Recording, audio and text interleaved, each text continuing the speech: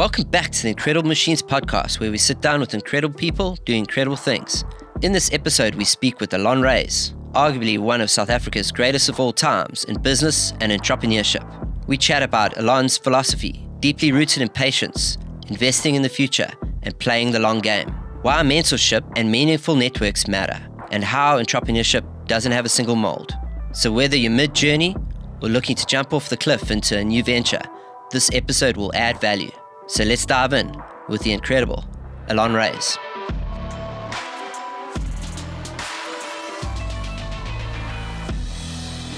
You must have heard of the Don King Con before, how Don King used to get his fights together. So,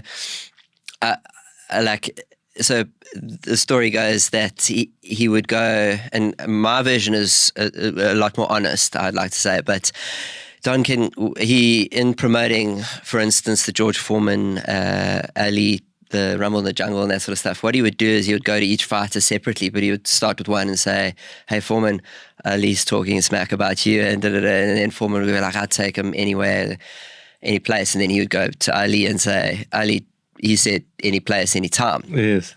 So he started with the lie, which is not a great thing. But what I have adapted that, because I don't know how exactly you like. We spoke in the car now. I've been introduced to you through EO and that, but it was on LinkedIn. You popped up on my LinkedIn, and I thought, wow, Allon would be an amazing guest. He is an incredible machine. So that definition of an incredible machine, I think I explained to you on the call, is when somebody that walks into the room and changes the room and makes it better. Like the experience changes for everyone in the room generally. So I said, Allon's the guy. Like, that would be amazing to have him on the show. Let's try that. So I phoned you up. One of my superpowers is being awkward, so I was very good at that. I can remember. And eventually I got the invite over, and you said, yeah, sure, I'll support. I think were your exact words. And that was my Don King Con, because that's then everyone that got an invite since has been made aware that Allon Raiz will be on the show. So Pepe, like I said in his invite, was Allon will be on, like that sort of stuff. Okay. So until you weren't coming, you were coming. Okay. And now you're here. Yeah. So, all right, I'm here. Yeah, so it's great. But I'm here because Pepe was on. Yeah, because Pepe is on. I will send that clip to him. And even Ronan, I think I said to Ronan, I said, Allon's coming on. And I know him on your weekly because I followed up this week. But yeah, it is an honor to have you. I was introduced in about 2019, quickly in person in a boardroom in FNB, and with a group of entrepreneurs, and it was a very intimate learning session. It was I've still got the notes from that, and I still reference it. I think one of the most random notes, I don't know if you ever remember, was that you said something about the number 25 in your inbox is a good number to keep down. There was I'm going off tangents now, but your wheel for your suitcase that you had was in for repairs at the time. So actually, without this device, my memory not too bad. But it was a phenomenal introduction to me. It was my first RTB, my first real learning session with EO. And I was I was blown away. And you spoke about mentors, which I'd love to talk about later on in the show. We're going to get to the ad that you picked, which is a lovely one. And in EO, for some reason, I have you pegged as a godfather. Were you in any way introducing the introduction of EO into South Africa? That's what I understood. Yeah, there were three of us. Okay. It was David Dawkin, Oren Klopp, and myself. Okay. And the three of us, in fact, it wasn't called EO, it was called YEO at the time. EO International was called YEO. That's how long ago it was. And then they dropped the Y and it became EO. So I was actually, if you want to be technical, I was one of the co-founders of YEO South Africa, which that later became EO.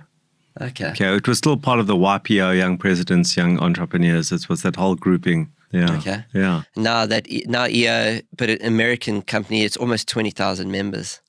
So the next time I spoke to you, you invited a bunch of us to have breakfast with you at your place, and so the learnings have been phenomenal. It's just been, I'm very grateful to have you on the show. Yeah, you'll be very familiar, this is how we do on the show as a lifeline.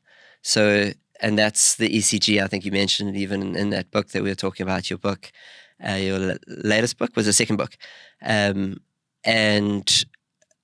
So we chatted quickly on the car. You're born in Joburg, but for a heartbeat, and then pretty much dusted into Durban. You want to take us through that? Yeah, so I mean, effectively, it's a technicality that I was born in Johannesburg, but I grew up in Durban, and I was here till 1999, and then I moved to Joburg for a year, and I never came back. And my life in Joburg has been, I've landed up loving Johannesburg. I think I'm one of the few people who do, but I love the energy, I love the diversity, I love the opportunity. I just love the beat of Johannesburg. But I'm a Durbanite. I think a lot of Durbanites have become very successful globally. I won't mention names, but I think you'll know some of the international Durbanites that have really made inroads into entrepreneurial success globally. Yeah. So this, I put it down to the sand on the beach. I really do. Yeah. Why? What happened? What about the sand? Because I think when you grow up playing in the sand, there is a fine motor, and there's a crossing the midline, and there's this creativity. That's what there's no substance to what I'm saying. But it's my theory. It's about playing in the sand and the freedom to just be.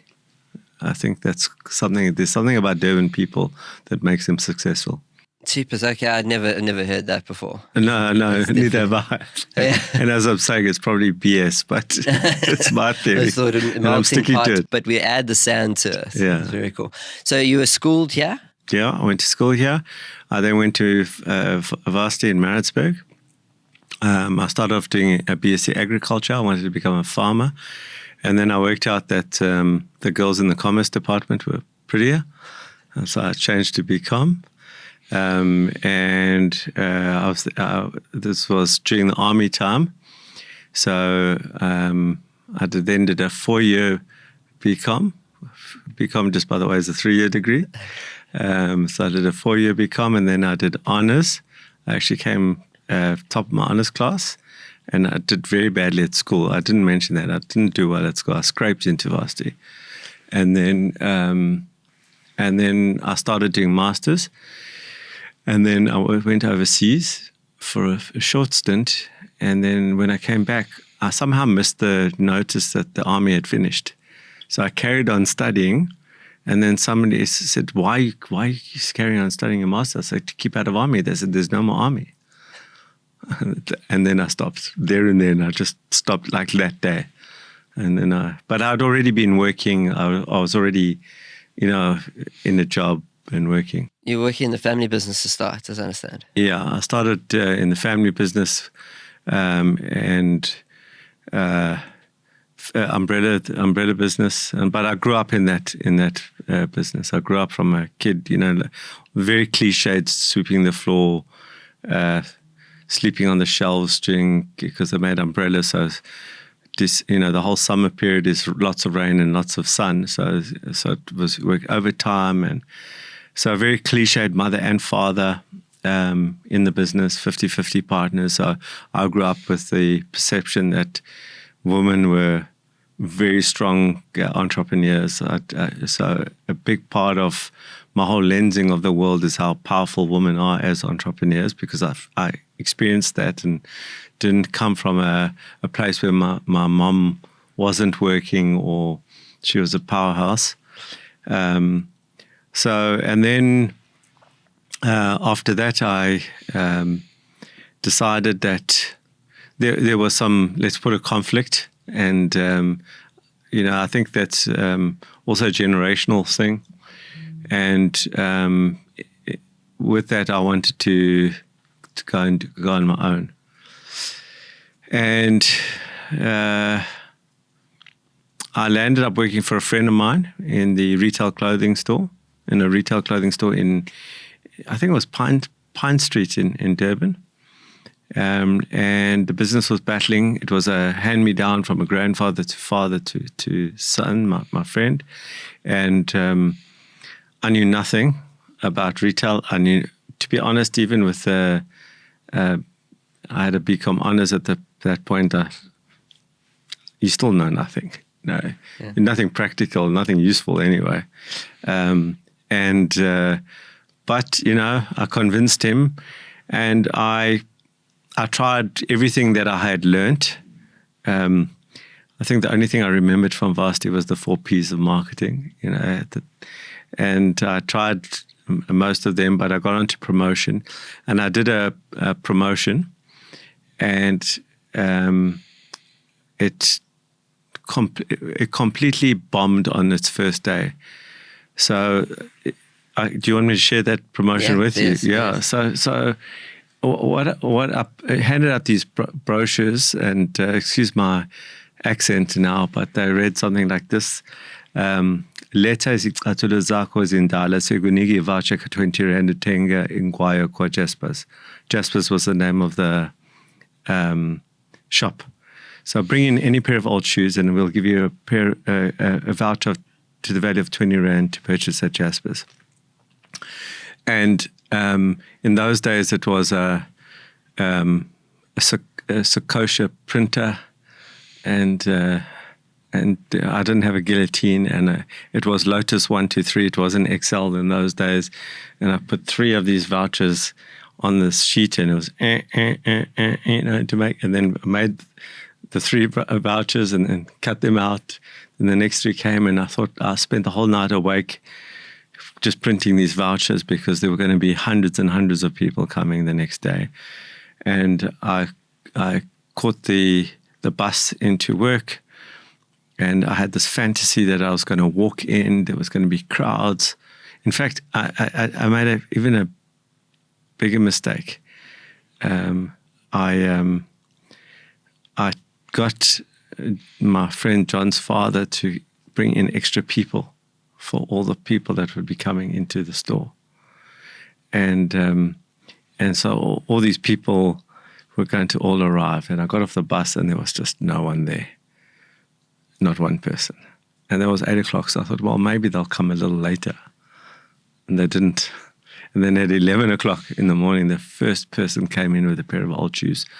There was a security guard from the building, and he bought a tie for 74 rand, a red tie.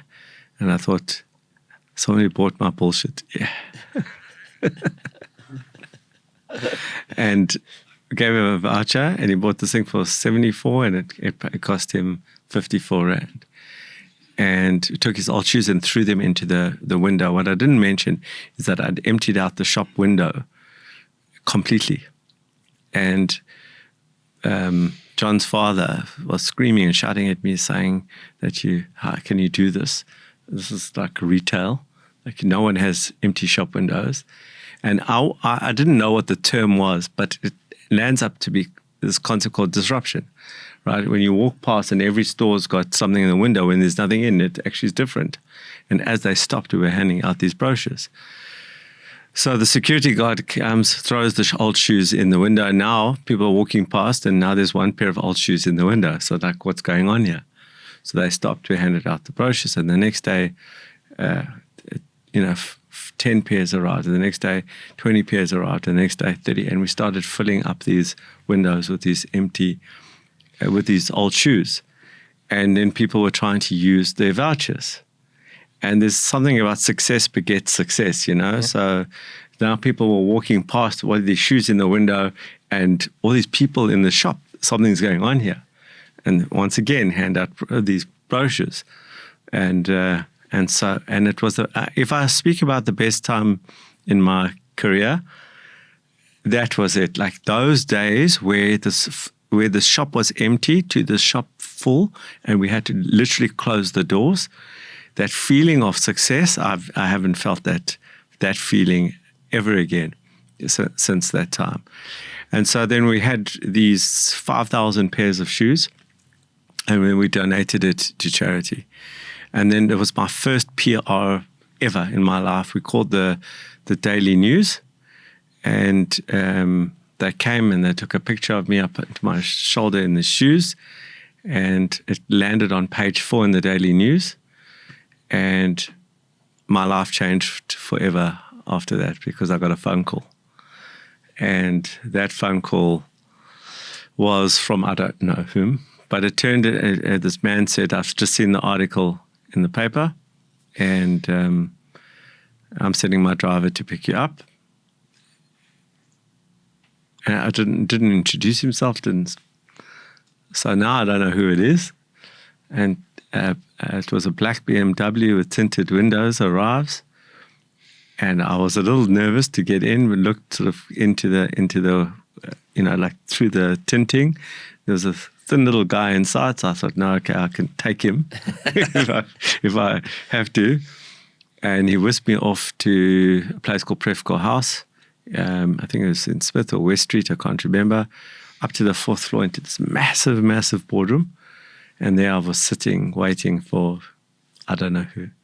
And this man walked in, asked me a whole bunch of questions, and then asked me how much I earned.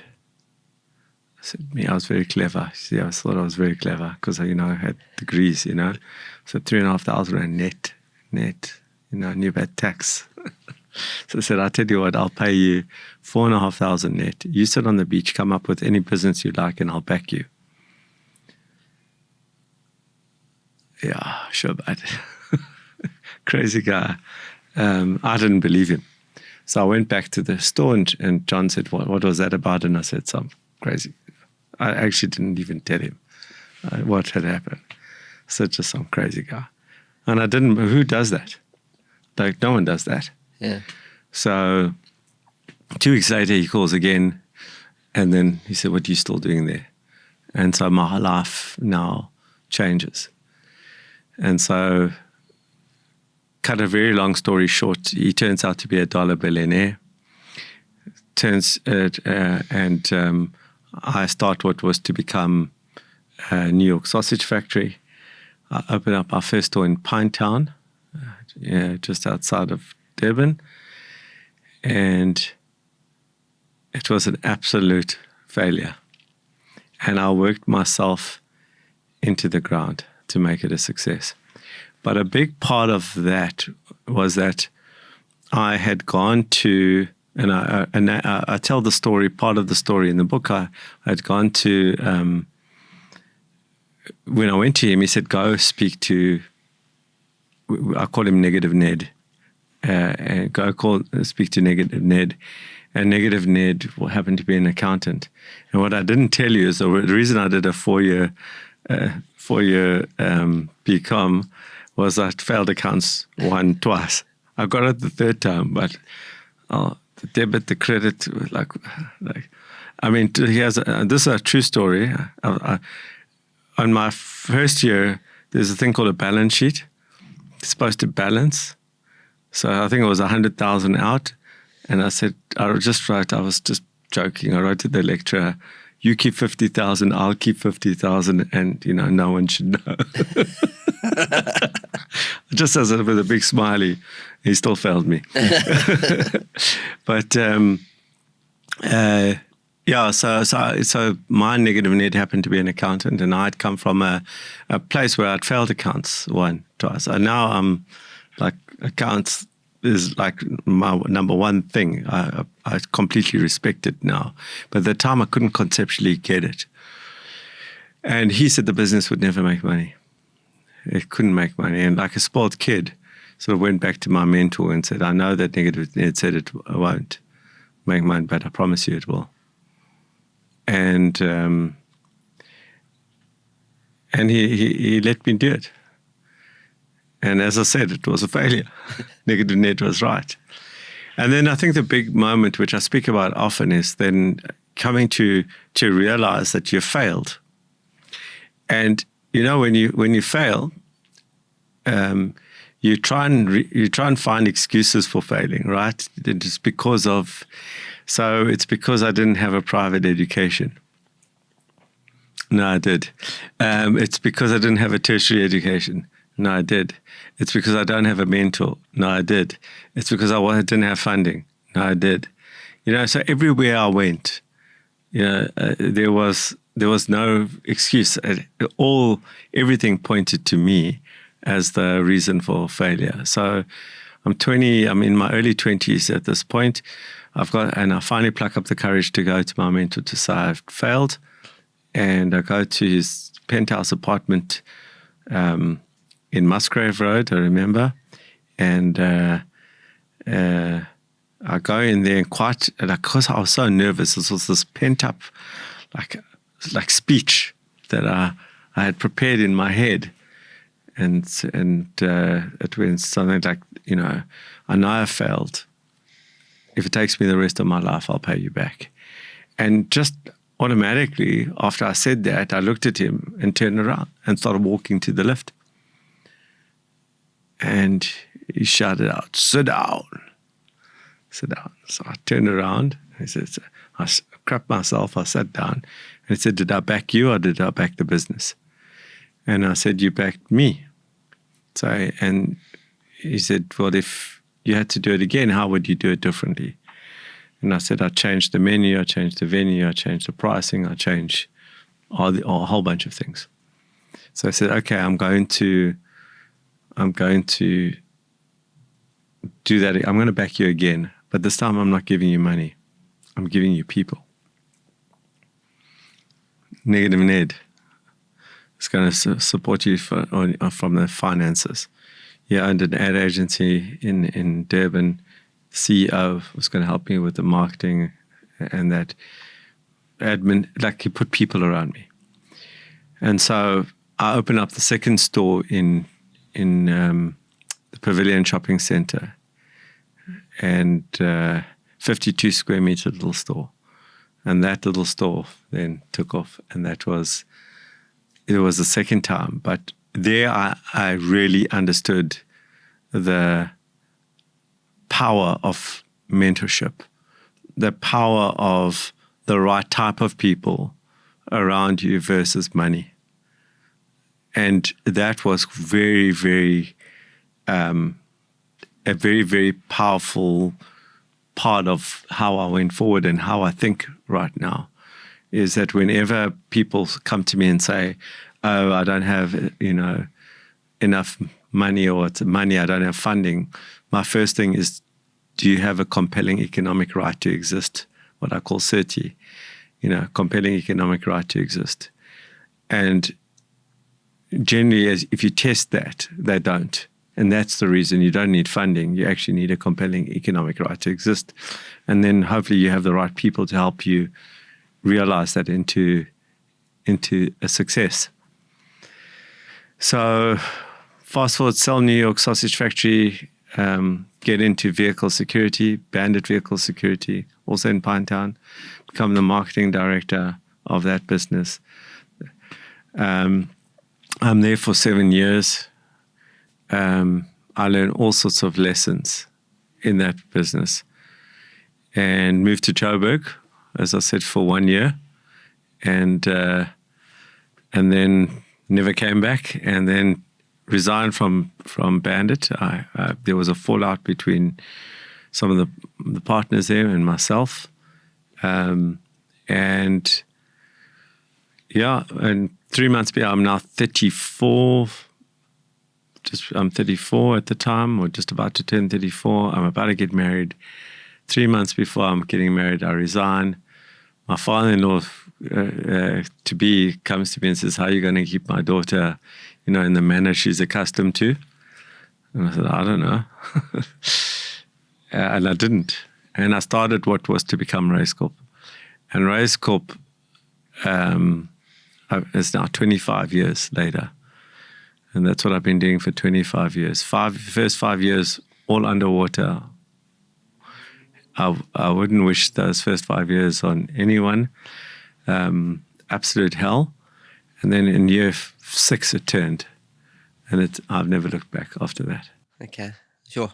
Okay, and Raizcorp, we spoke a bit before this about how diverse and how big that actually is. So I understood it from when I first met you as the Africa's largest incubator, and I think I saw in the notes there that the Economist said it's the only true incubator in Africa. Economist said that. Is that correct? Yeah, the only genuine incubator on the African continent.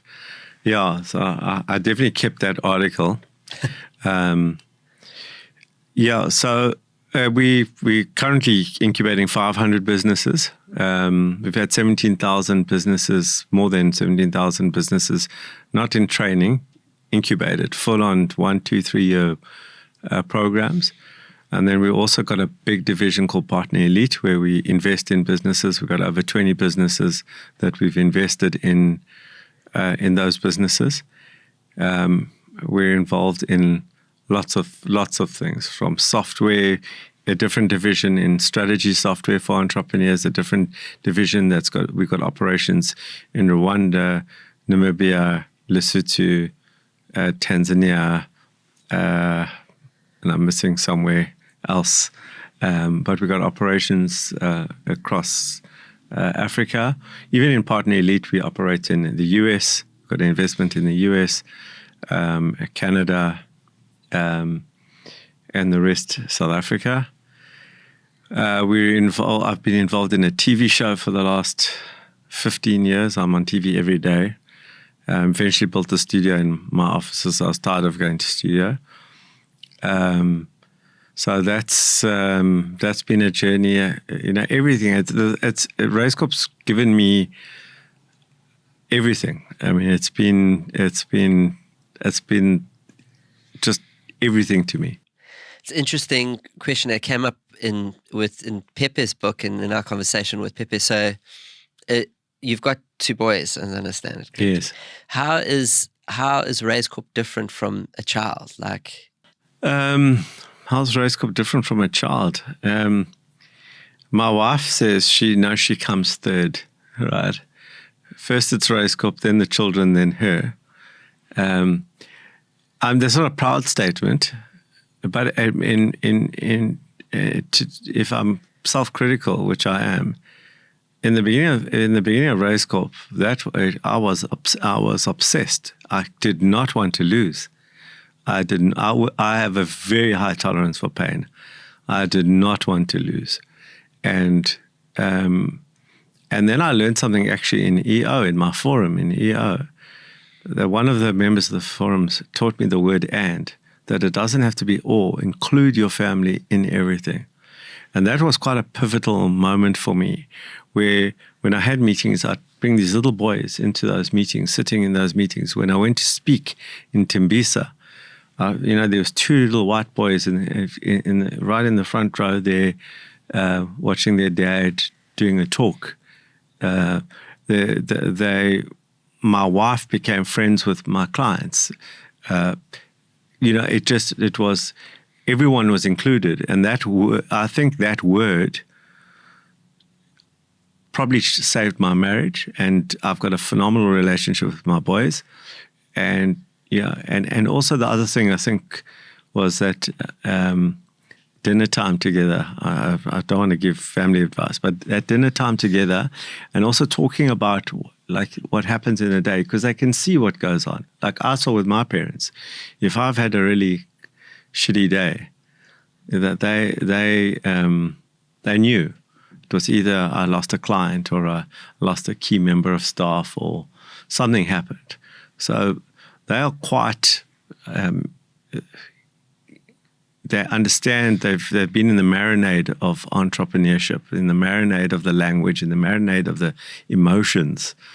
And, I wonder if they'll become entrepreneurs. I wonder, based on that, if it hasn't put them off completely. Yeah, because so you talk about that. I remember the first time we, at that board meeting, that in the boardroom, was the route. So Raizcorp studies entrepreneurship. Like I understand you've got tests for this. Like, so I got so one of the things is I can tell immediately is the optimism And that's not something I talk about often in terms of when I talk about the traits of an entrepreneurship that I've gotten from Gladwell, from a mixture of resources you probably got from you too, is so disagreeable. So if they were agreeable, they probably won't work for a corporate or take direction. And that's in Forum, we stay away from the word should. We don't give advice, and you say that.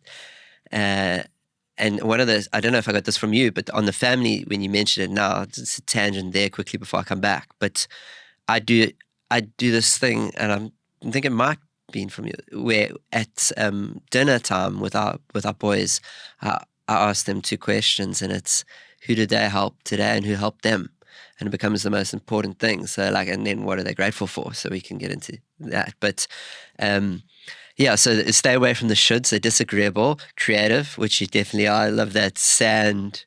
That's totally one of the most creative things I've heard all day. Conscientious, so they get things done. Because lots of people are creative and at the coffee shop next door coming up with the world. They've figured it out, but they don't get it done. And they don't go through 5 to 6 years of pain before they get it done. I think I don't know if there's another one, but the high tolerance to stress is actually a DNA that they say.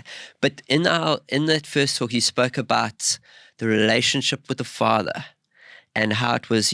You had some examples. Steve Jobs was one. Immigrant father. Do you have that story to hand?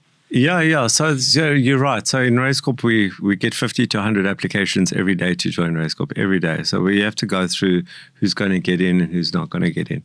1 in 100 gets in. So how do we choose them? Not on their business plan, because all their business plans look exactly the same, but through their, what we call blue heart, their entrepreneurial flair, are they entrepreneurs or are they not entrepreneurs? So we got 27 characteristics that we look at. And in Raizcorp, we don't look at father issues, but I'll respond to the father issues thing now. We look at 27 characteristics, and they're not exactly they're in a band, and you can be, let's say the band is 1 to 20. You can be required is the right amount is 12 to 16. Above 16 is bad, and below 12 is bad. So in all these characteristics, we've over time learned which entrepreneurs have got the highest probability of success with, and I have to say within the Raizcorp context, because maybe in a different context it would be different.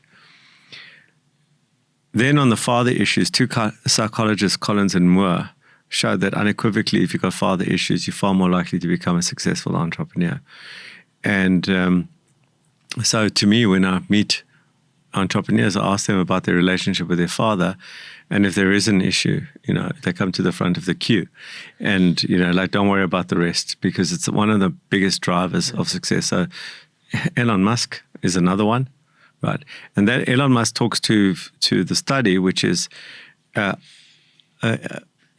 issues, which is if the father's absent emotionally or physically, dead, divorced, or emotionally unavailable to you. And the other is overdoting mother.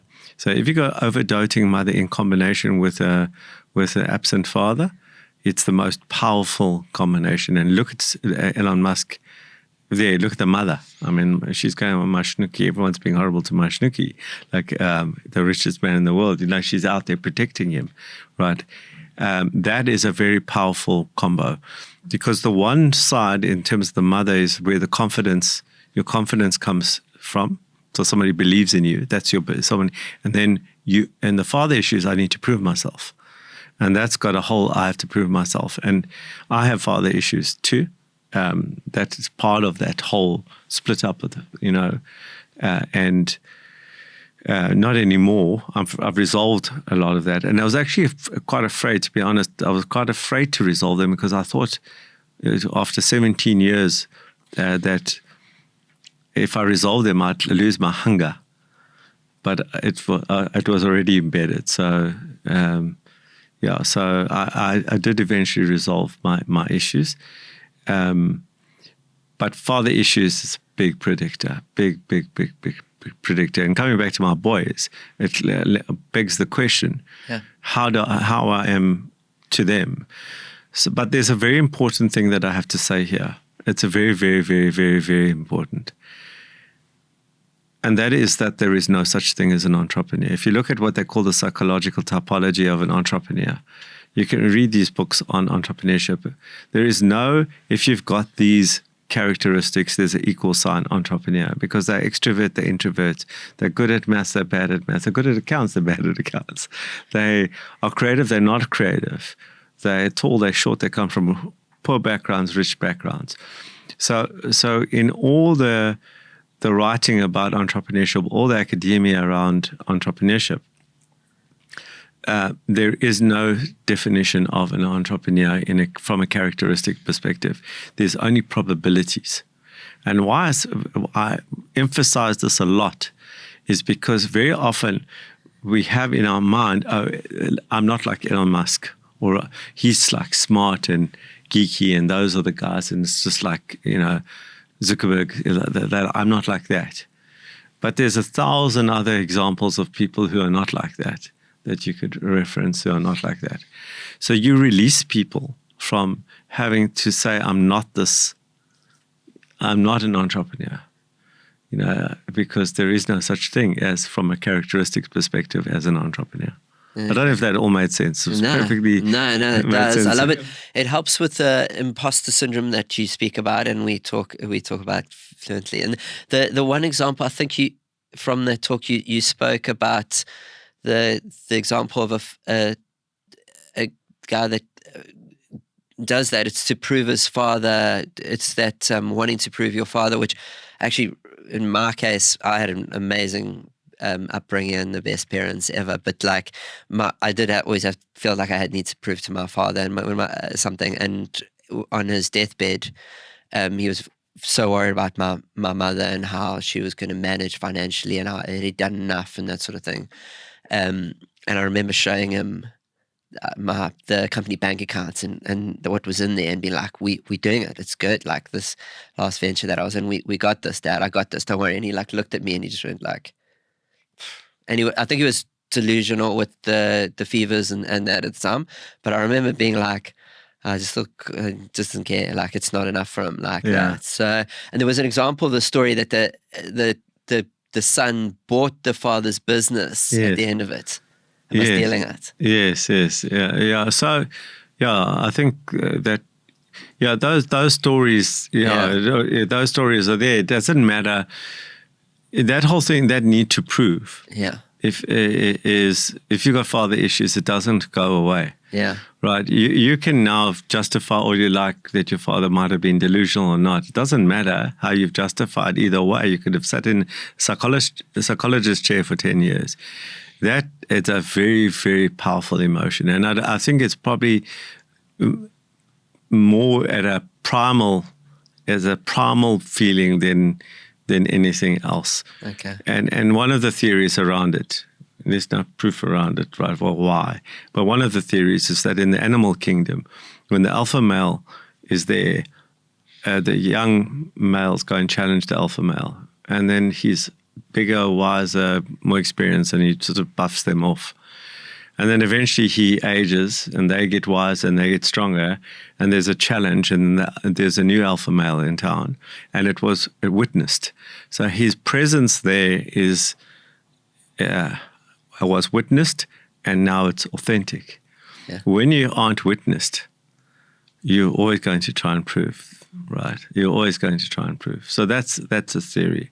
I buy that theory to an extent. If somebody, with your father going, that's going to mess with your head till the day you die, at some level.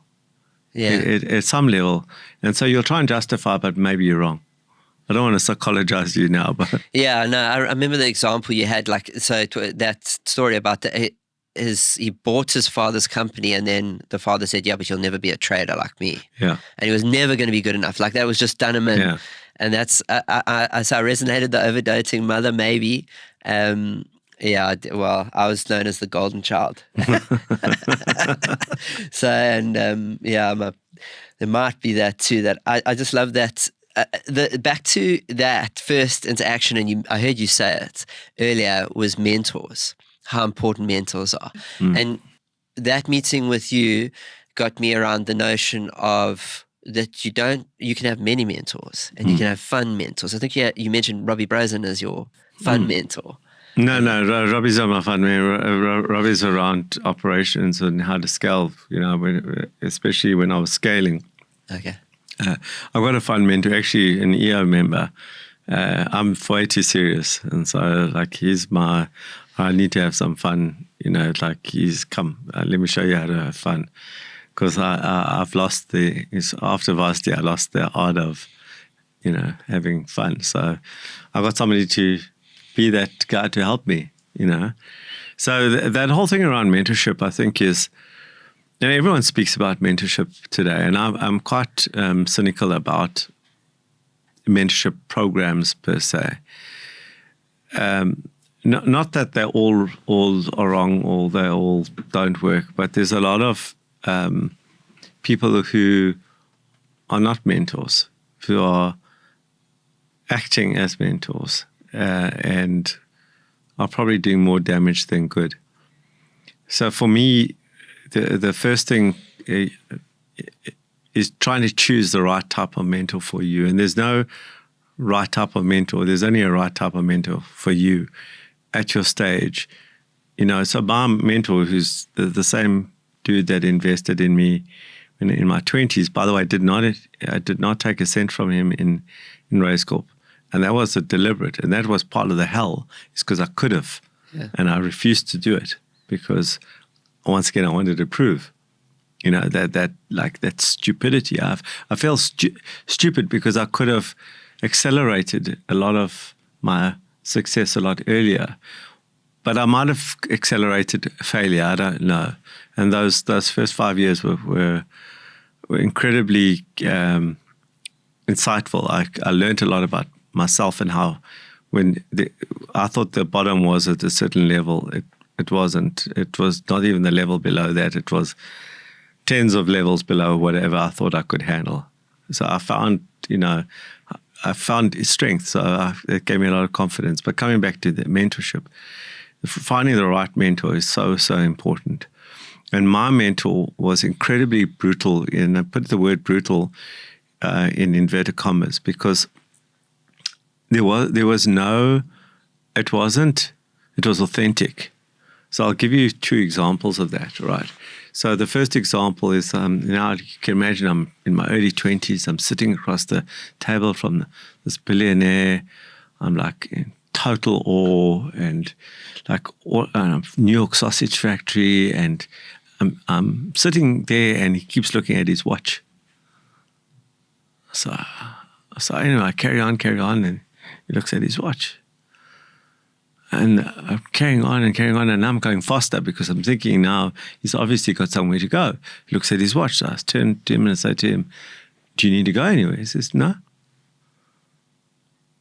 So then I carry on speaking, and then he looks at his watch again.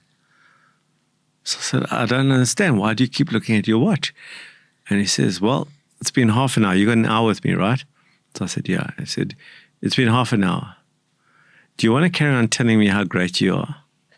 Or do you want to actually get some value out of this?" I was 23, 24 at the time. Boom! Because I was trying to prove. And then his whole thing was, don't tell me everything that's great. Just give me the headlines. Okay, but let's get to where I can help you. That was the first that's a kind of mentorship that I'm talking about, versus how you feeling and you go girl, that kind of stuff. That's like, maybe there's a place for that. I'm just not that guy. But then the second incident, which that kind of brutality, was when I was in the vehicle security business. This business grew nearly 10 times its size in the first year, and we just didn't have cash. So we forgot to collect the money.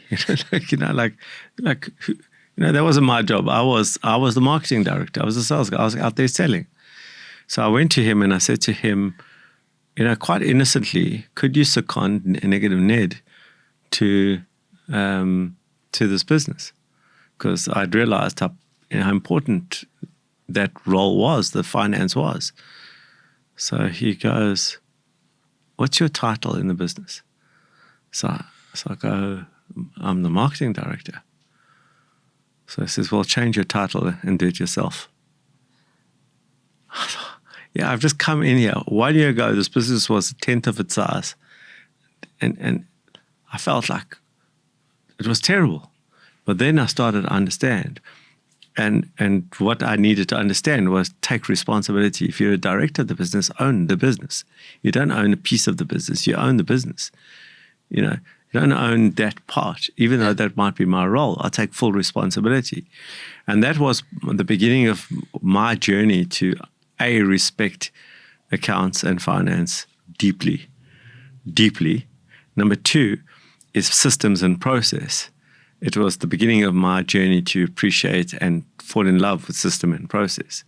So in that brutality, the learning that comes from it is invaluable. So to me, I come from a style of mentorship that way. So I mentor 6 people in a year at any one time. And my opening gambit to them is, this isn't a you go girl kind of relationship. Don't come here unprepared. Don't come here with, if I've asked you to go and read a book, read the book. If I've asked you to do this, just do that. Otherwise, I'm wasting my time, because I'm trying to create a framework for discussion. So I've become quite a brutal mentor myself in the way that I operate. And so that's not for everyone. Yeah, because there's a book, Radical Candor. Are you familiar with Radical? So it sounds familiar, that brutality. Like it's the best thing for you. It does sound like your original mentor there, the bit that is kind of like that quote we've said a couple times on the show. But the universe doesn't give you what you want; it gives you what you need to evolve to the next level. So you needed that finance push, and he just saw that, and he's like, the universe, he just pushed you there. Yeah. That's incredible. Yeah.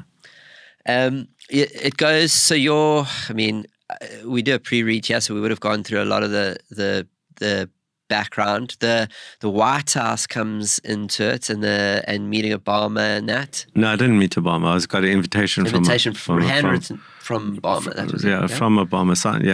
From the White House to speak in at the Global Entrepreneurship Summit in Kenya. So when I first got this, I thought it was a scam. And I actually remember leaving it on my desk, like thinking, and eventually sort of went back to it. Maybe it is true. Maybe it is true. Maybe it is true. Yeah, it was true. So that was a nice piece of recognition.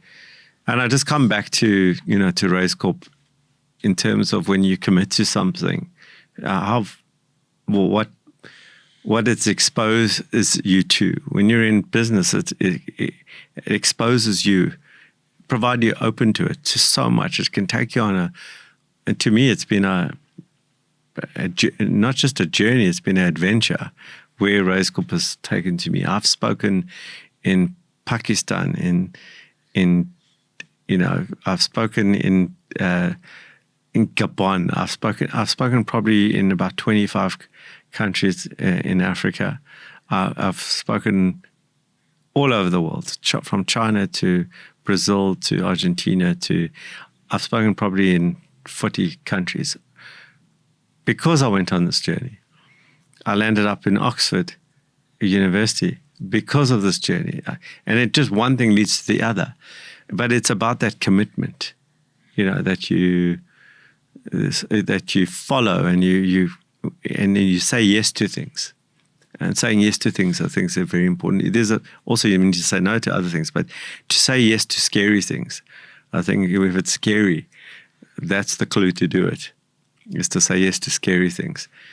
And when this whole Obama story, was a result of me having said yes to 5 other things that I was technically not able to do. So, yeah, if you want the source of it, yes, it was Obama, but it didn't come from nowhere. It came from saying yes to scary things. Okay. Yeah. It's that cliche, well, then jump off the cliff and build the plane on the way down. Yeah. And that, I heard you say the word open. So I do get that a lot from you. I love this definition of entrepreneurship, and we were talking about there's no such thing as an entrepreneur, but the entrepreneurship is, I think it's a Howard Stevenson definition, but it's the pursuit of opportunity without resources currently controlled. So it is literally jump off the cliff, build it on the way down. And yeah, so now you're in Joburg. In the book there was a part that came up about siren. There's a few things we're going to jump around here, but sirens specifically. Yeah. I don't know if you can explain that. I found that very interesting. Yeah, so it's Beware the Sirens. I think that's the name of the chapter in the book. I mean, I actually haven't read the book for a couple of years. I should read it again. But in the early part of your journey, in those 5, going nearly 6 years of hell, and I see it with other entrepreneurs, there's so many tempting things that happen on the way to pull you out of your journey. So I remember talking about saying yes. I was invited to Norway to go and speak in Norway. And it was 2 years into Raizcorp, and we were technically insolvent, like bad. I had borrowed to the hilt, and I had just had a child, and I remember 1 week later I left for this trip, left my wife with a 1-week-old child, and not something I'm proud of. But she reminds me of it. I just want you to know that she does remind me of it 20 odd years later. I got an email from one of the banks offering me a position as the head of a small business. And at the time, the salary was more than my revenue. Okay, right. Forget my profit. Yeah. It was more than my revenue. I was battling, and I responded immediately. I was in this conference, and I had my laptop on. I responded, "Thank you for your offer, but I regrettably decline. Thank you," and I just sent it. And that night, I went back and I thought, "What have I done? I mean, what have I done?" And there was a siren. So the siren in mythology is the when ships are in the doldrums, they're not moving. These creatures would come out of the sea that were these beautiful women and lure the men into the sea, and they would drown. So that's the siren, is this beautiful sea creature, looks like this beautiful voluptuous woman, who then is saying to the sailors, "Come with me, jump into. It's cool here. Come here." So that for me was a siren. It was like, "Come, leave your mission. Come with me come into this beautiful sea. So much money. You don't have any worries. You can pay back all your debt." That's what it's like saying to you. It's speaking to you all the time. And I had many such sirens. And then you go. I remember I had I was in a circle of very successful entrepreneurs, and I arrive at a party. This guy's just sold his business for billions, and he's having a party. He invites me. I've got this, at the time, this 10-year-old Audi A4. Central locking doesn't work. Aircon doesn't work. Park up next to this shiny Merc, brand new Merc. I'm grateful I came a bit late so no one saw me come in there, and everything's like everyone's doing so well except for me, and just being in that environment. It's very hard to be in that kind of environment and still mentally stick to I'll get there. Because you're watching all your mates. Everyone seems more successful than you. Everyone does. And so when somebody comes to you and says, come do this instead, it's very hard to say no. And those are the sirens that you need to avoid. Yeah. Sure. I love that. This another one sticks out, this pain. I love this quote. Well, this idea was pain shifts form. I said that? Yeah. You don't recall? I don't know what the context of that is, but do you know what the context? But if I can imagine it is similar to what you've been talking about. Is about like, so you. It's interesting. You seem to put yourself through the pain too. You could have gone and asked it, but you actually, it made, and the universe giving you that thing that's painful. That because you want something else, but it gives you what you need, not what you want. And it actually, you grow through that pain. I think that's what it was about, the idea that you're talking about through there. There's also a great Mark Twain quote. There's so much here, so I'm going to jump around a bit, but the 14 verses 21, do you know that? Do you know? So, okay, we're going to skip that. Sounds like multiples of 7. So the Mark Twain I reference quite a bit is that, I'm sorry about the long letter. I didn't have time to make a short letter. Yeah. So I'm just interested when you picked up I love a good Mark Twain quote. Yeah. And we'll get to your quote later. He's sitting on that. The rule of Cole's law. Yes, Cole's law. Love that. Cole's law, yeah. So we teach that at Raizcorp. So Cole's law. And it's about the concept of putting things together. And in the book, it's the rule of Cole's law. And Cole's law is you take lettuce and you add this and you add that and you add that, and it's coleslaw. I mean, it's a pun of sorts. I don't know, it's a play on words, but it's Cole's law and it's coleslaw. And if you think about coleslaw, you grate this and you grate carrots and you grate cabbage and you add mayonnaise and you add some seasoning, and now it's called coleslaw. And so you created a product by adding a whole bunch of other things into it. And then instead of mayonnaise, you use your grandmother's secret recipe in the mayonnaise. So it adds value to it because you create mystery around that. Where there's mystery, there's margin. Where there's mystery, there's margin. And I didn't say that, but I do know that. And so you create mystery around that, and so now you've got a product with mystery in it, and you can sell it at margin. And so that Cole's law is when I'm teaching entrepreneurs who've got nothing. You say, no, you do. You've got all the inputs. Let's see what you can do and what you can with what you have in order to create something, and then add something else to it, and then it's unique, and you can now sell it, name it, and sell it. Yeah. Productize. Yeah, productize. There you go. Just back to the mentors, because I really, that's one of the biggest things I think I took out immediately, and being surrounded by EO members, and that's just people better than you or better than me, that all the time in certain ways, and learning from them. And like you said, the family, and I don't do that whole balance thing. I do like it's business, personal, family, and they got to feed in, and there's got to be inclusion of one fuels the other, and I love that. You say that mentors are the people that ask the right questions. The hard questions, the right questions. Have you ever tried this reverse mentorship? Have you ever tried that?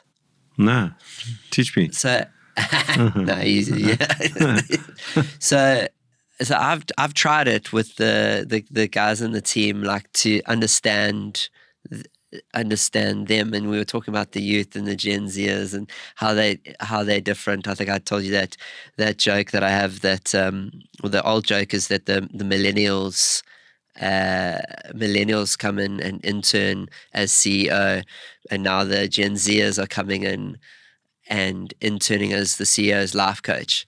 But and I want to get onto that because I loved your view on that, your disgruntled view on that, take on how marketers, we put it in boxes and stuff. But there's so much that I found that I learned from, even from my kids, and the language they use and that sort of stuff. But when you speak to the newest people in the company, they never have an interaction with you generally. Like they'll be, but like, what can I learn from them? And it sounds like something you'd be open to, because you're... Yeah. I learn from everyone. So, just like you sitting here and you talking to me, I'm hoping that you pick up one or two things. When I've been, doing the Big Small Business Show for 15 years, and I've interviewed thousands of people, and I've learned so much. Often what I will do is that I'll just jot down something, and then afterwards I go back to my office, and that it sparks an idea, or I understand something better. So I'm constantly learning from everyone. It's like a big value for me is that there's no one I can't learn from. And even I'll tell you, there's two incidents that happened even this week. I interviewed somebody, and in the first 5 minutes, I knew I wasn't going to, they were unsuccessful. So I got, okay, I've got a half an hour here. And then I started asking them a whole bunch of questions about what they're in, and started taking notes. And I could see they were nervous. When you're writing notes, like when they were speaking. But they thought I was taking notes about the interview. I was just learning from them and just writing down notes, and they were provoking some thinking. So I decided to make it a learning moment for me to understand more about, how their industry worked, and how their sales department worked, and how do they set targets in your organization, and how. And I asked all these questions and just took notes, and then met with my sales manager later that afternoon and said, this is what I learned today, shared with him. So, and the second one was, I had a very, very, very weird person who I don't know. He obviously knew how to write in a way that got my attention. I had this meeting with this individual, and it was very clear the person wasn't from this planet. Okay, he was not here, and I thought, for the first 10 minutes, I got very frustrated by it. And then I said, okay, let me enjoy this. Yeah. Let me change my frame on this. Let me enjoy it. And let me learn from it. So then I wanted to know, in my questioning, how he thought about, when he emailed me, how he thought about that email. How did he think about how he constructed that email? Because he got through everything. He got through all my, every single, no in my head. He bypassed. He got me interested. So I learned from him. How he duped me, I learned from him. I said, okay, I'll spend 20 minutes now learning from him. So to me, there is no situation where you can't sit there and learn, either about yourself or, from others. I love that. I have a quote I say often is, I never met somebody that I can learn something from. Once I met somebody that I learned, I must never meet with them again. And it's a true story. But we met on the learning experience. Luke and I were at the airport in Johannesburg last week, and we were on the way back, and there was a woman that was clearly very intoxicated, and that was just a learning experience. We just sat back, and I remember asking her, I was like, where are you sitting? Because I was like, I'm going to watch this. This is going to be entertaining, like you said. You can see it. And it was just, we got something out of that. I'm going to transition now to the ad, but that you've chosen. But just before we get there, there's we've jumped around a bit, but the hitchhiker and so Hunter Zahn. Than. Sorry, that was Hunter Than. Can you elaborate on that and what that experience and the subconscious thought process needed, and what you believe about that? Yeah, so I mentioned I was at Maritzburg Varsity, and I never had a car until I was 21. So I used to hitchhike from Maritzburg to Durban on the weekends. And I used to stand on that highway, put my thumb out, and sometimes wait for hours before I got a lift. So when I got a car, I was very empathetic to hitchhikers. And I picked up this guy one day, and he was very grateful. His grandmother was dying, and he had to get to Durban. So I didn't drop him like normally with hitchhikers in those days. You would drop them somewhere that wasn't, so it wasn't out of your way. I took him right to his grandmother's flat where it was, and he told me his name, and I asked him, because his first name was Hunter. I asked him how he got that name, and he gave me the story, and so I remembered that story and I remembered his name, and that was the end of that story, because this is pre-cell phone days, right? So it was still that normal telephone, and there was a girl who was a friend, and she had her parents had a shop at Musgrave Centre, and I called her, and in the background I heard a man's voice, and he had a unique voice, this Hunter. And this was probably, 8 months later, maybe a year later. I can't remember how long, but it was like the next week it was. And I said to her, I'm hearing a man's voice behind you. By any chance, is that Hunter Thine? And she said, yes, do you know him? So ask him if he remembers a guy who gave him a lift, a year ago. I can't even remember the time period it was. And he remembered me. And then I drove to Musgrave Centre, and I went to meet him. And then we met, and nothing happened. We just hello, and and that was the end of that. And I saw her, and then I went to live in Joburg many years later. And who do I bump into? Hunter Thine at one of the banks. And then he calls me and he said, it was a Sunday. I was driving back from Magaliesburg, and I was broken. I said to my wife at the time, I was now married, like it's like close to the end now.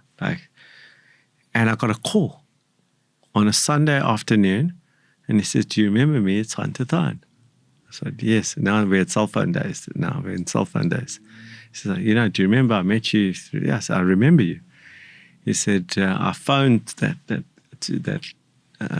woman to get your number, and there's an opportunity at one of the banks here, and I know that you're in the entrepreneurship space. Could you come in and see if you can help us? And that money from that project just gave me the oxygen to breathe in that faith again. So what the Hunter Thine thing is sometimes like you just put into the universe, you give a hitchhiker a lift, and who knows how that hitchhiker will save your ass 10 years later. Yeah. Okay, like that's really, so I wouldn't say I'm very religious, but I'm very spiritual, and I'm very much about putting energy in, just keep investing in keep doing the right things. You keep doing the right things. And I'm not talking from a moralistic perspective, but you keep putting energy in. Eventually, pieces come back in the weirdest ways. So you never get away with anything. You never get away with it. Yeah, good or bad. So rather be good. Yeah. Well, it's not about good. It's not even about, it's about putting energy in. It's about putting energy in. And you never know. And I've had so many of those things where somebody would say to me, I've got a big client now, very, very, very big client now. And so this guy arrives and he says, do you know this person's name? I said, no. So he says, are you sure?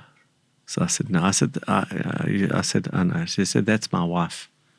I said, oh.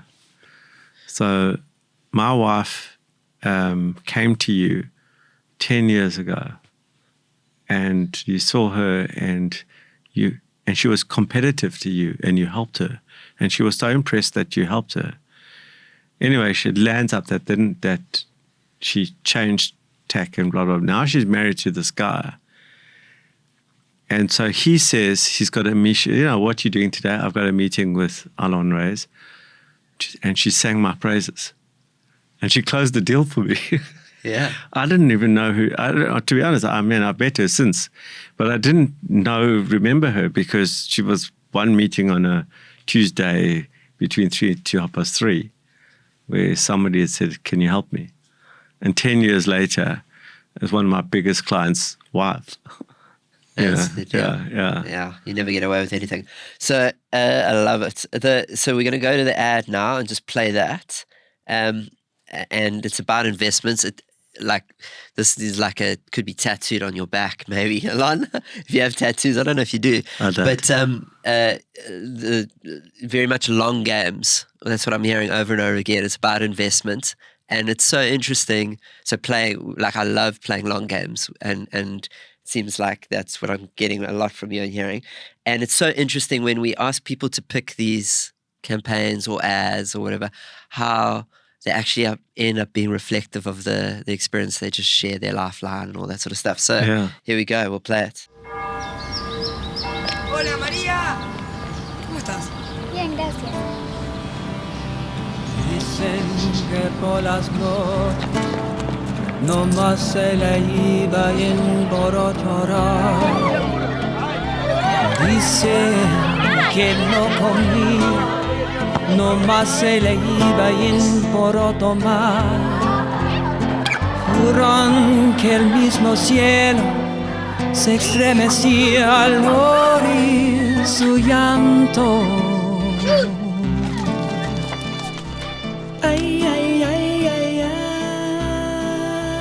My papa taught me two important things. Always look for potential. Hola, chicos. Hola. Then, Hola, ma. have the patience to wait for it.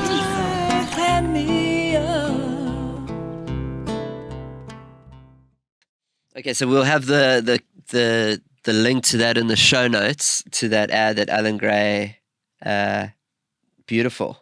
What's it called? Yeah, it's beautiful. And for the people listening on Audible, the Audible version of this, it's that child getting a young boy, and he sees potential, and he gets beaten up looking after not so good looking young daughter. It reminds me of a Demi Moore story where they'd show you old pictures of Demi Moore before she became Demi Moore. But and then it ends with the closing that where the mother comes out, and he's obviously seen the investment he's going for in a couple of years' time, and she's a supermodel sort of looking in there.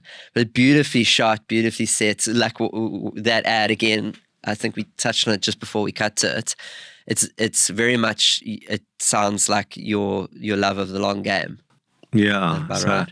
I mean, I think that's so layered, and I don't know if you've seen any of Darren Brown's work, where you can predict what people will do just by this, by maybe implying certain things the whole way. So maybe it's one of those things where I didn't even know that I was going to choose that advert, but that because you asked me on the way in here to what is it, and I thought, geez, I don't know, and I just chose that one, and not knowing what we'd speak about today. So it is about the long game, and often in my story, often there have been times where you have to sit there, and I'd say even take abuse up front, ridicule, and even the Raizcorp story. When I first started Raizcorp, in 2000, I didn't know I was an incubator. I didn't know the term. So 2 years into my story, somebody at a bar asked me what I do, and I tell them what I do, and they say, "Oh, you're an incubator." And those days there was no Google, it was Alta Vista, and it was an external modem, and I downloaded everything to do with chickens and babies, and then there was a document called Best Practice in Business Incubation, and tick, tick, tick, I'm an incubator.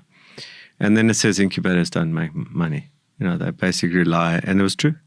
I didn't make money. They rely on government or academia for survival.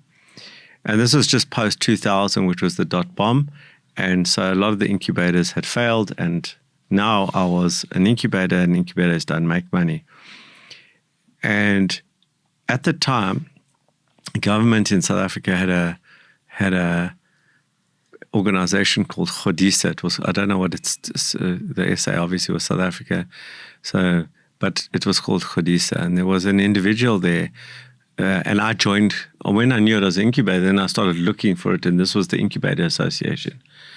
And I joined, and this guy was very unhappy I joined. And he kept saying to me, "You're not an incubator," because, and I said, "But if you look at the whole definition, I'm an incubator."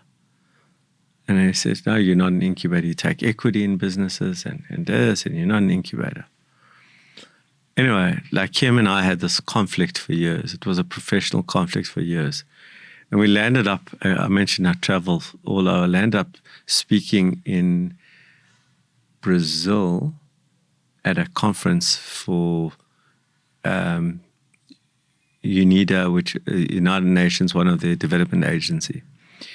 And they invited me to speak in Brazil. And my whole mental model is that you have to be commercial. So I wasn't commercial yet, but I had the long game. I was waiting for it. I knew it, if I held on long enough, if I could, I would, and didn't go to those sirens or didn't get tempted by the sirens, I would succeed.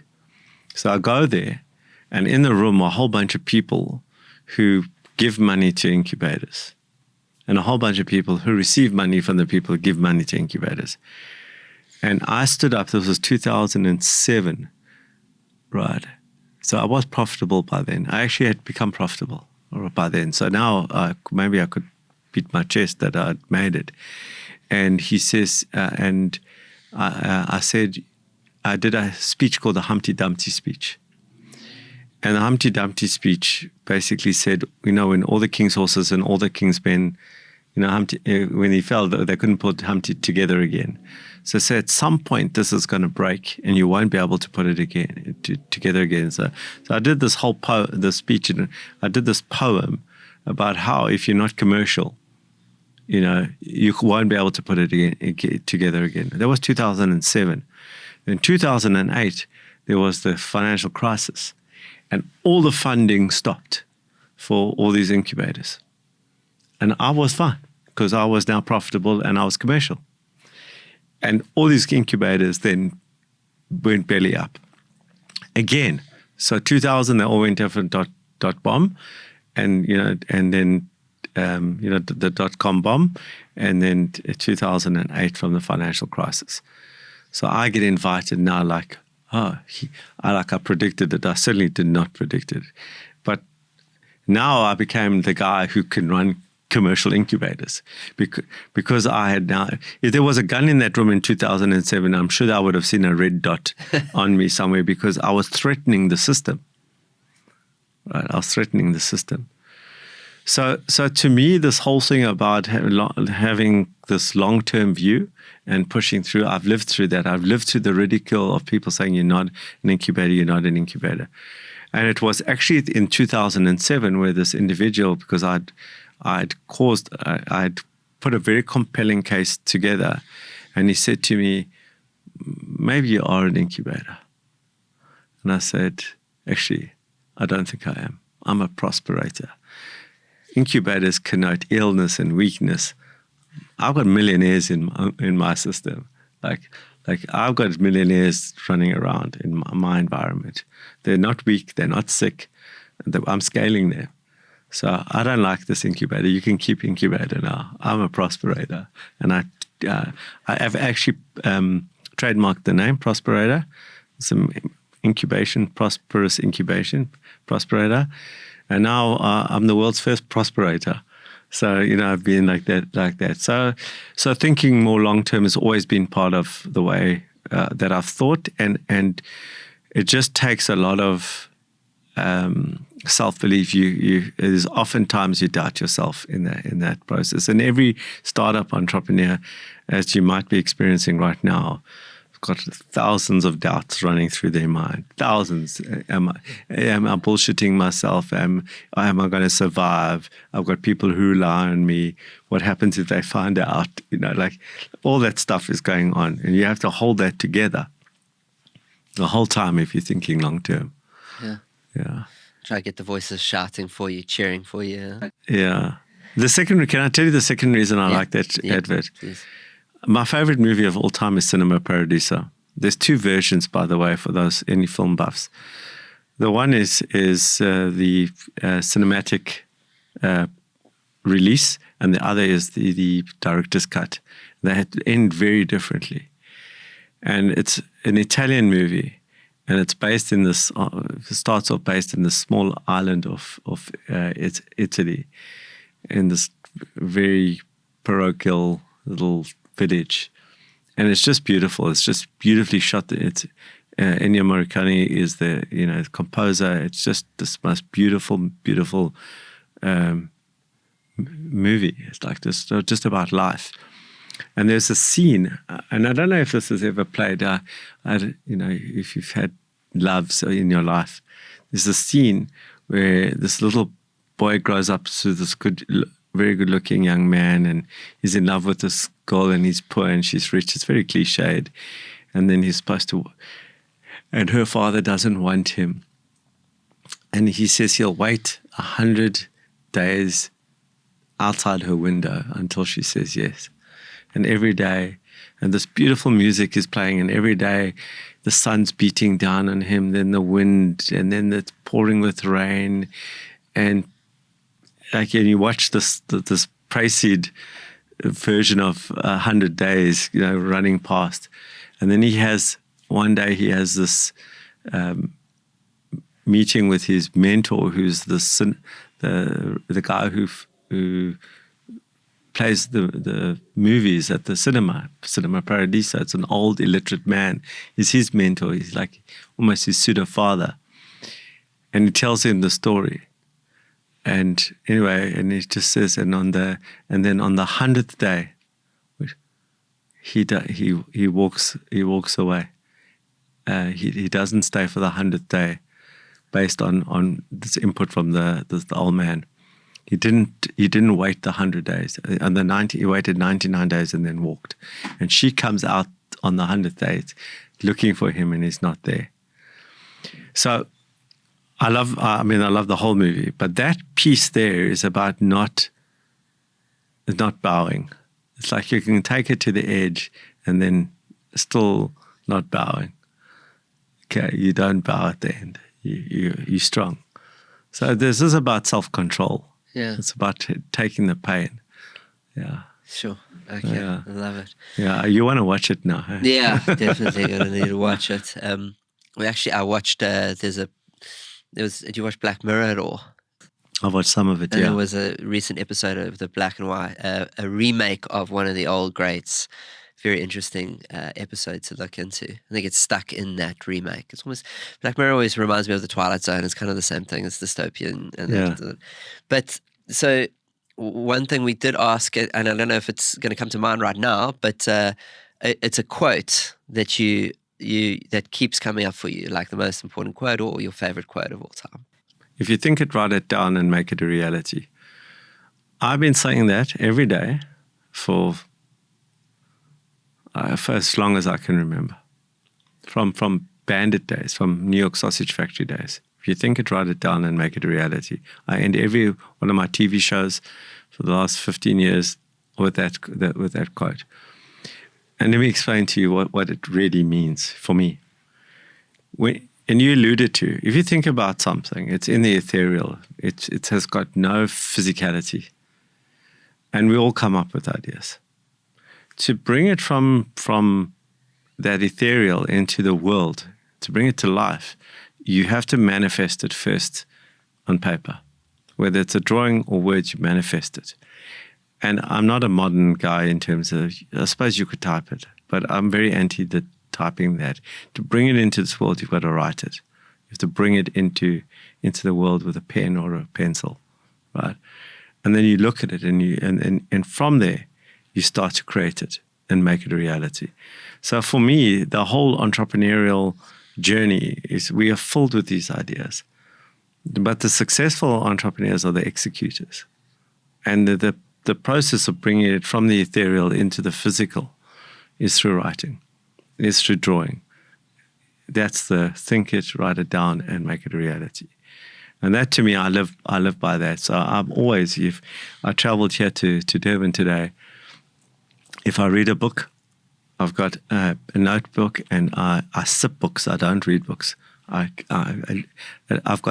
literally, when I read a book, I've got two other books next to me, open next to me. One for like to-dos, and the other is what I'm learning, and it's like a moleskin for my kids. Like and I will go back often, and I use this moleskin often when I'm stuck. I'll go just page through it, and I'll just read, speed read, and then I'll pick up just a quote that I wrote down from reading a book 10 years ago, and that just sparks it. That gives me the inspiration to solve my problem.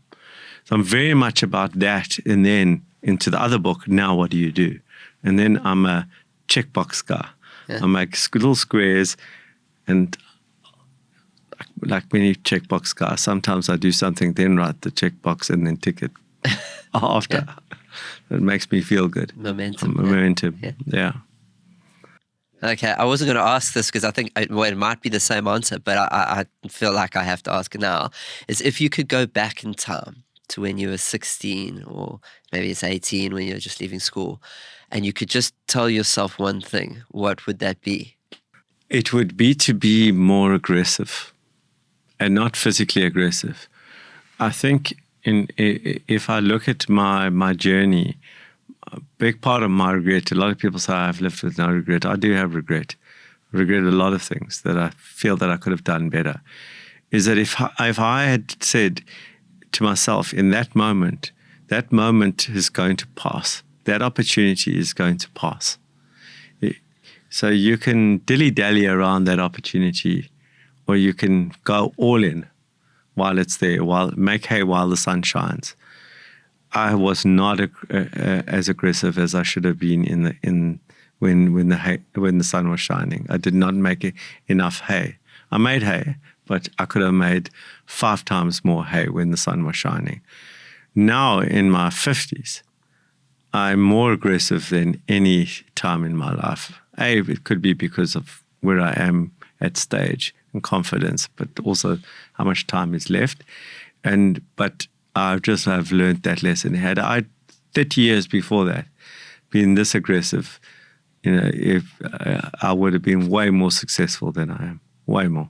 Because that's so interesting to hear you say that. But is there anything else you want to leave us with, the listeners with?